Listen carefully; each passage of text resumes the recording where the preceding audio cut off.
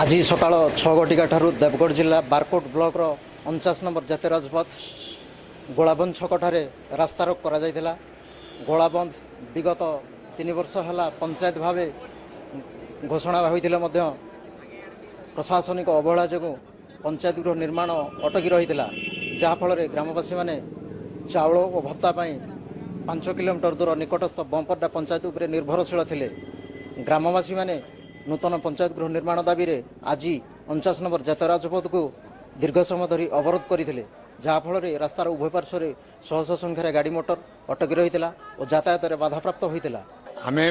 2016 मसीह दाबी कर आसुचु जे ग्राम पंचायत नूतन ग्राम पंचायत आमर डिक्लेरेशन है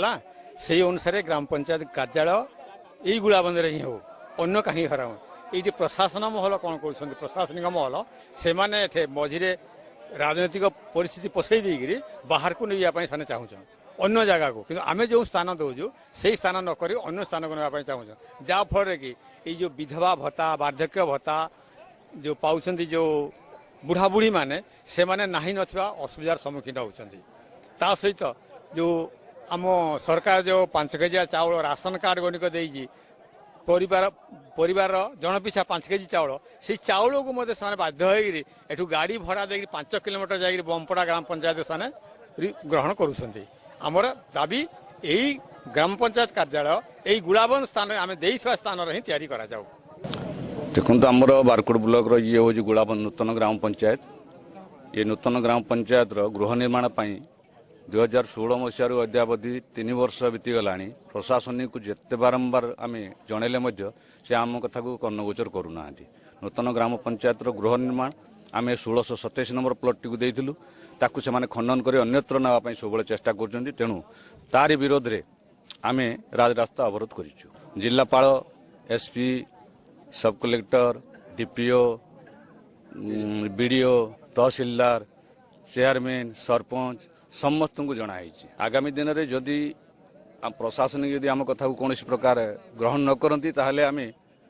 विधानसभा पर्यंत जावाई प्रस्तुत अच्छु। आमर प्रतिवाद है 3 वर्ष है आमर नुआ जीपी गोलाबंद बोली घोषणा है कारण सरकार आम पंचायत डिवाइड आम बंपरडा जीपी रे थिलु किंतु आमर सुविधा पाई आज भाता चाउल किरोसिनी सब सुविधा पाई से 2टा पंचायत भाग कले गोटे जो जीपी गोलाबंद जीपी भाग कले जदि से गोलाबंद जीपी रे भाग कले एडा गोटे गोलाबंद जीपी हो नुआ पंचायत बोली घोषणा कले ताहले आम कथा सरकार कहीं शुणु नाहांती आमर सुविधा कहीं करूना से आज आम अवरोध जातीय अवरोध कर देखु ग्रामवासी जहाँ दाबी अच्छी जे जो नूतन पंचायत गृहटी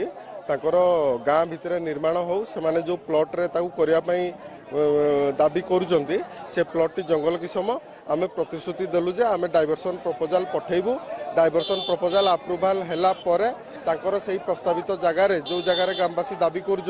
से जगह उपर पंचायत गृह निर्माण हम आ रास्ता रोकरू ओहरी आसवाई अनुरोध कलु एवं ग्रामवासी आम कथा रक्षा कर रास्ता रोकरू ओहरी आसिले।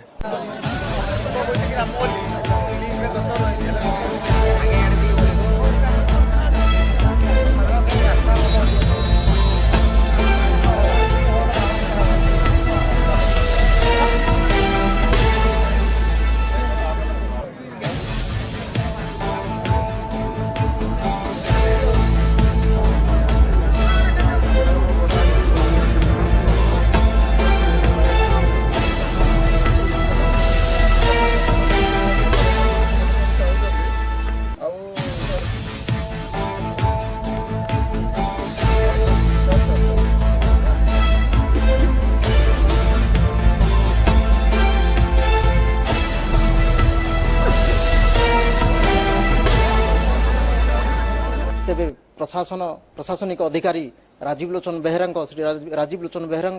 दृढ़ प्रतिश्रुति पर ग्रामवासी माने रास्ता रोक ओहरी थे। Barkot block Subrat Kumar Das fast mail news.